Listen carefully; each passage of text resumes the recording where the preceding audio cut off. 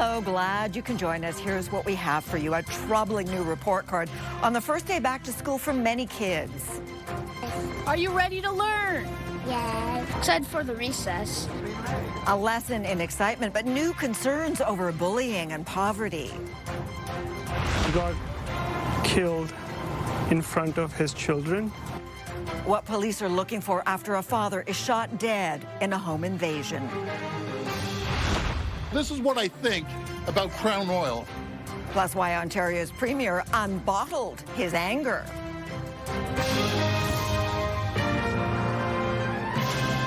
CTV National News with Sandy Ronaldo. Well, summer is over and it's back to school for millions of Canadian children. For most, it will be a good experience, but for many, it won't be good at all. Some 70% between the ages of 12 and 17 will experience poverty, bullying, or mental health issues. An alarming conclusion in a new report. CTV's Alison Bamford now on the generation at risk and why it's getting worse. Alison. Sandy, kids just can't seem to escape the grasp of technology, whether it's social media or artificial intelligence. And researchers say it's only escalating mental health problems in high school and elementary students. In the classroom and online, there's been a sharp rise in bullying and racism, according to the advocacy group Children First Canada.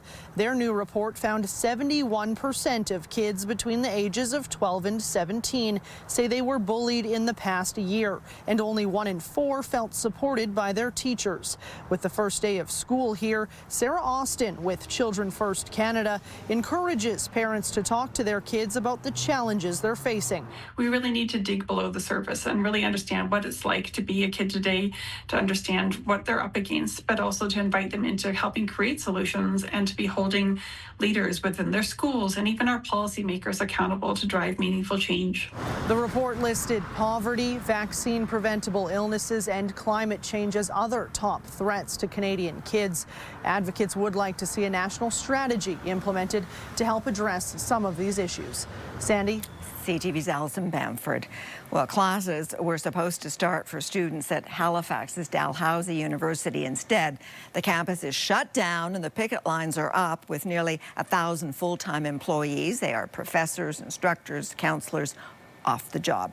CTV's Paul Hollingsworth spoke to students and staff alike over the issues. Over to you, Paul.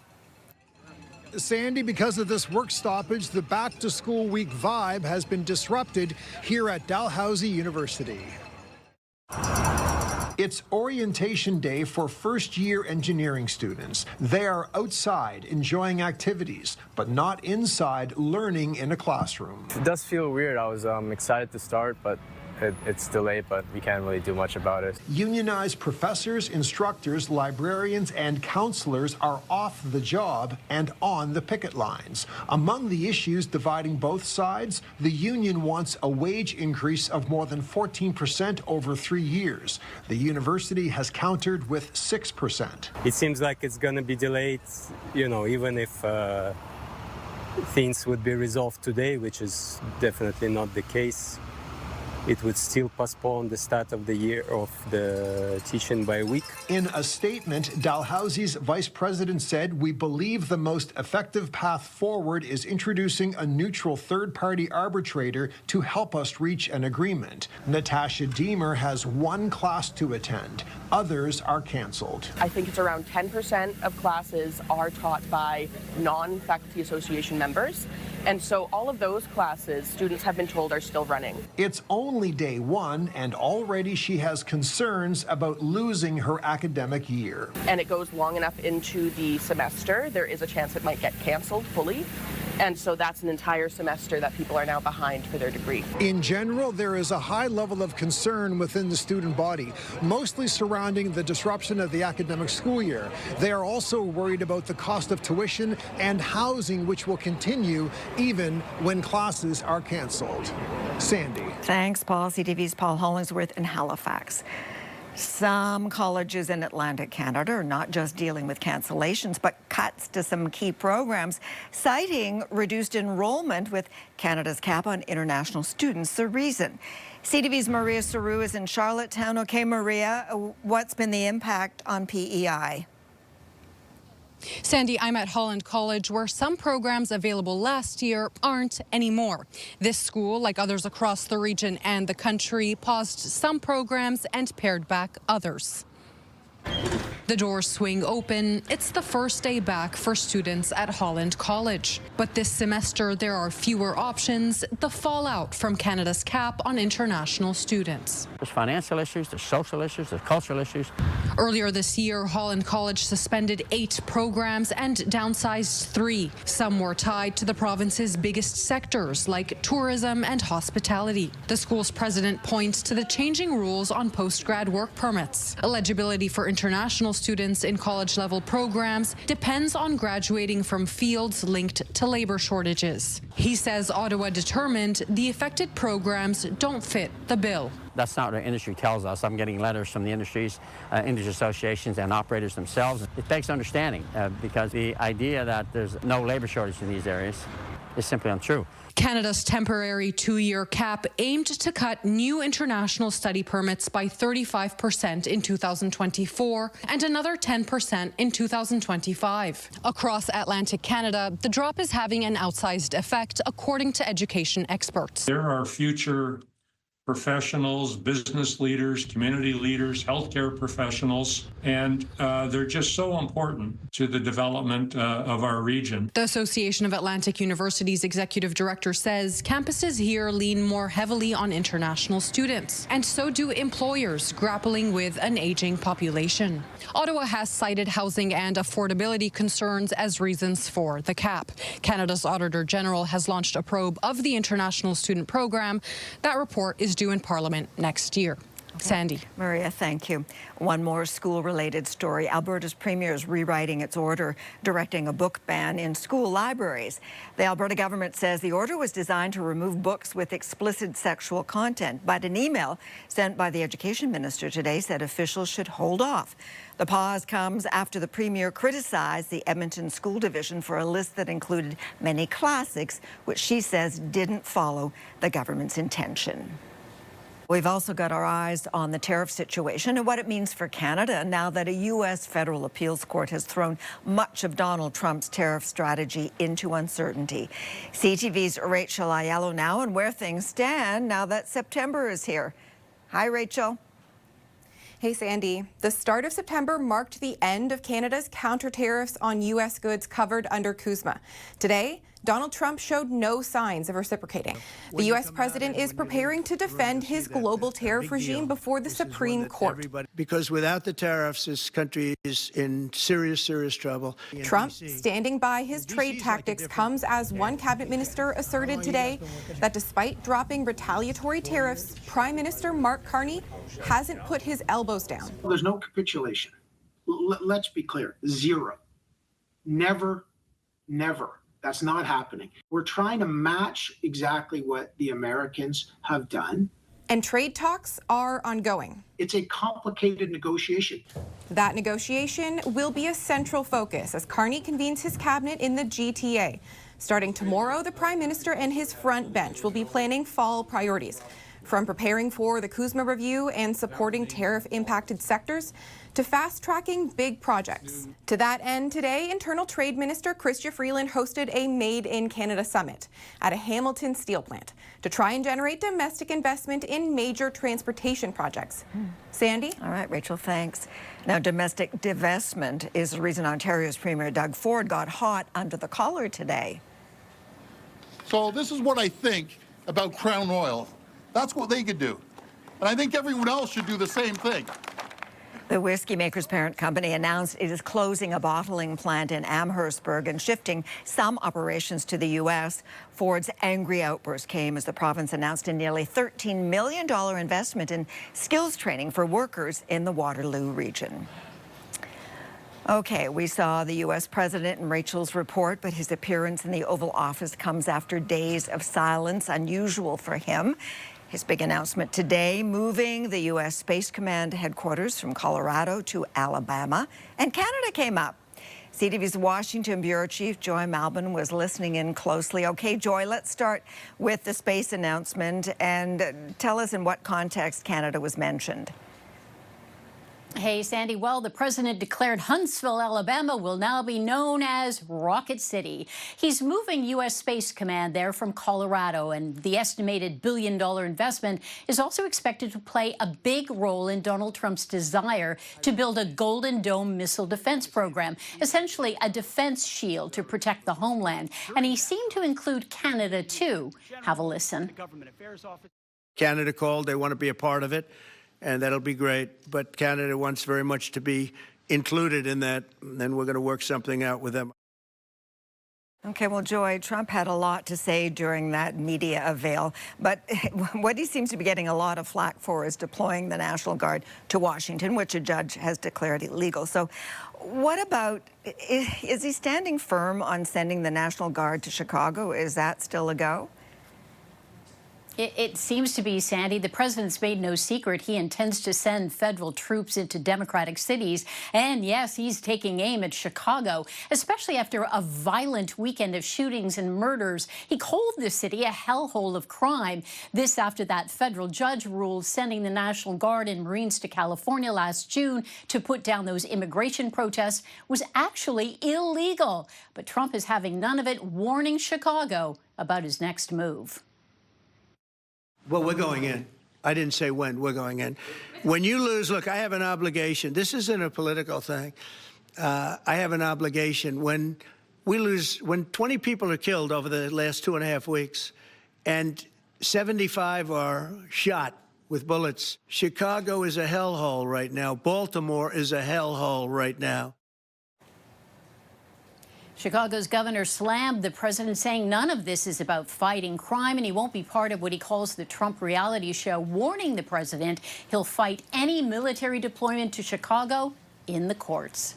Sandy? All right. Thank you, Joy, in Washington. Now, Donald Trump may find himself isolated with a key security summit underway in China. It's attended by 3 of his political rivals, Xi of China, India's Modi, and Russian President Putin. The U.S. president will have to deal with striking images of the men holding hands, laughing, and acting like the best of buddies. CTV senior political correspondent Mike LeCouture now on the restoration of old friendships. Okay, Mike, what does it all mean? Well, Sandy, the meeting of the Shanghai Cooperation Organization is the biggest diplomatic event of the year in China. Many see it as a way for President Xi Jinping to rally countries who have become the target of U.S. President Donald Trump. Preparations have been meticulous for what is being called China's largest military parade ever. Celebrations commemorating the end of the Second World War will also showcase new drones, hypersonic missiles, and fighter jets. Perhaps more important are the guests who will be watching the display of military might. Kim Jong-un arrived on his armored train, a rare foreign trip for the North Korean leader. Xi Jinping has been promoting this idea since 2017 that China will become the new global hegemon in what he refers to as the community of the common destiny of mankind. Kim is expected to stand shoulder to shoulder at the ceremony with Russia's president. Vladimir Putin has been attending 2 days of meetings where China's president praised the two countries' lasting good neighborly friendship. President Xi also talked about establishing a model of mutually beneficial cooperation and win-win relations between major powers. I think Xi is succeeding in presenting an alternative to the multilateral rules-based order that we've lived under for the last 80 years. That summit included Narendra Modi, the Prime Minister of India, a country dealing with 50% tariffs from the U.S. And some believe China is trying to take advantage of the current global climate. China is putting on a strong display of strength and is making itself out to be a responsible stakeholder in global affairs. President Donald Trump was asked about Russia and China forming an axis against the U.S. He says he's not concerned at all about it. Sandy? Okay, Mike, thanks so much. A devastating blow to a family living north of Toronto, an allegedly targeted home invasion that ended violently with a father shot dead in front of his children, according to family members. CTV's Sean Leathong spoke to a brother of the victim. Aleem Faruqi was an innocent victim, a man who was devoted to his family, community, and charity. This according to that family, who've been left devastated. I know my niece said, who's 4 years old, I no longer have a dad. And when my sister-in-law asked her, how do you know that? Her reply was just, they shot him. Can you imagine a 4-year-old? According to York Regional Police, at least 3 people entered the home at 22 Andrita Drive in Kleinburg just before 1 a.m. Sunday. 46-year-old Faruqi, his wife, and 4 children were home. According to friends of the victim, the masked intruders demanded valuables, pointing a gun at his 3 daughters, which is when Faruqi tried to step in. He got killed in front of his children, and that's something I can't even picture. Police arrived to find Faruqi suffering from trauma. He was pronounced dead at the scene. His children, a teenage son, and 3 daughters, approximate ages 16, 8, and 4 years old, were all present. Last night, a vigil was held in the neighborhood with 200 people supporting the family. Their son didn't say much since then, and yesterday we kind of encouraged him to cry because he has to let it out. The daughters are still in shock. Friends say he lived the example through charitable work, like shoveling snow for the elderly or a Christmas toy drive for a local school. He lived by the motto, love for all, hated for none, and he was a true example. In their initial press release, York Regional Police said the attack appeared to be targeted. Friends of Faruqi dispute that possibility. Even if somebody thinks that he had an enemy, I can't believe, knowing him for so much, I can't believe he could ever have an enemy. We reached out to York Regional Police for clarification. At this time, we've not heard back. The owner of a successful duct cleaning business, friends say that he was able to meet Premier Ford last fall for his work helping to improve air quality in schools. Today, the Premier sounded off on those responsible. These scumbags shot him right in front of his kids, shot him dead twice. Just imagine, what the trauma these kids are going to go through for the rest of their lives. York Regional Police say they're looking for at least 3 suspects who are wearing dark masks, while the victim's friends want justice and for the public to know. Defending one's family is considered a heroic martyrdom, and I think he has achieved that. So I know my brother's watching from heaven. Now, while the family is grieving Sandy, they're also calling for justice, not because of who they lost, but they say this could have been anyone. Sandy? Sean Leathong, thanks, Sean.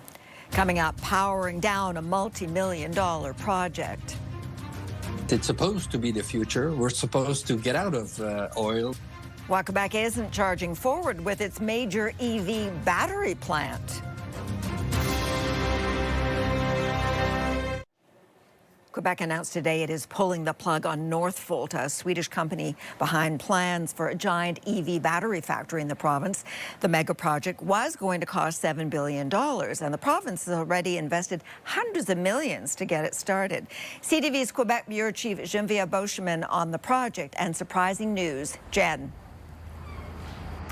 Yes, Andy, the Quebec government has made it official. The Northvolt project is dead. It was supposed to be built here, about 30 kilometers from Montreal, on this large piece of land. There had already been some work underway, but now it simply won't happen. This was something that was announced 2 years ago. Ottawa and Quebec had pledged some money. Ottawa has yet to invest a penny, so it doesn't have money in the game right now.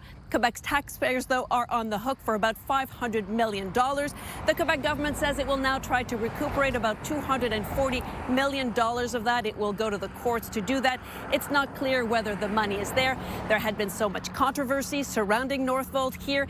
Many people in the area are saying that they're glad that this will come to an end. Other people are saying that they're very disappointed that it was supposed to bring quality jobs to this area.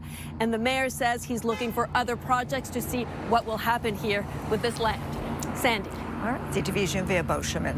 Now, as we head to break, much of Canada could be in for a dazzling display of northern lights this evening. The forecast calls for a high probability of aurora activity, particularly over western and northern parts of Canada, although people in southern Ontario and Quebec could be in luck. Clear and dark skies are expected, which could create the perfect backdrop to view the natural phenomenon. Still ahead, a new era in fashion. The new face behind Vogue and her famous family.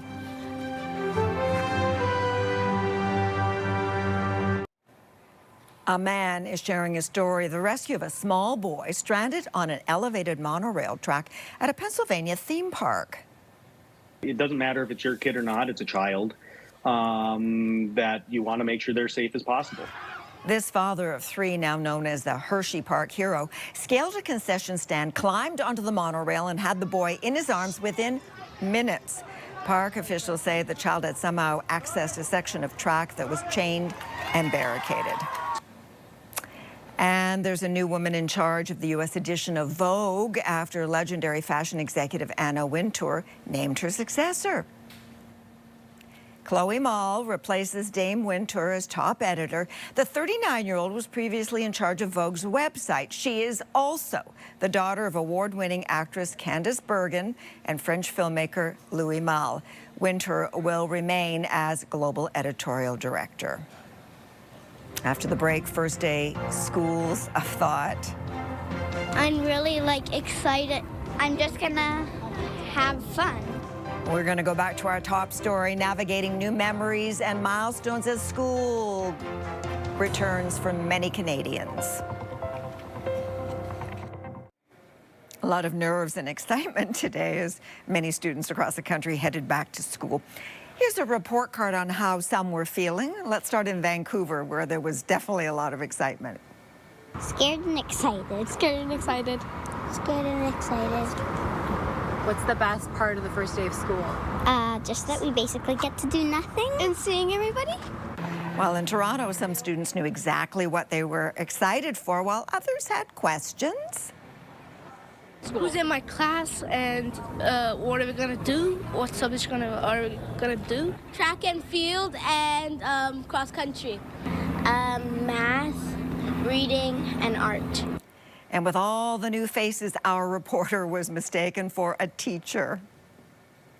I'm really happy for you to be my teacher, and I'm really excited to have a fun day at school. Are you ready to make friends?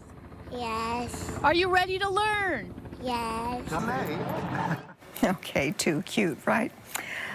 Thank you for joining us this Tuesday. I'm Sandy Ronaldo. Your local CTV News is coming up, and you can catch Omar later tonight on CTV National News at 11. We'll see you tomorrow, we hope. Have a nice evening. Bye-bye.